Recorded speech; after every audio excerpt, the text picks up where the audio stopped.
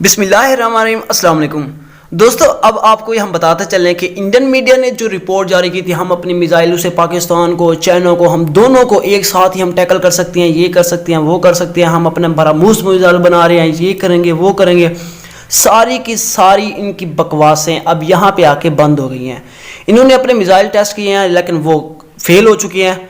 लेकिन अब मैं आपको एक वीडियो दिखाता हूँ जहाँ पे वो पहले मिसाइल टेस्ट करने से पहले अपनी आवाम से पूछते हैं कि हम अपना ये मिसाइल टेस्ट कर रहे हैं। फिर उसके बाद जब मिसाइल टेस्ट ख़राब होता है, फेल हो जाता है, फिर उसके बाद उनका रिएक्शन देखें कि क्या आता है। तो चलिए दोस्तों, अब शुरू करते हैं वीडियो को।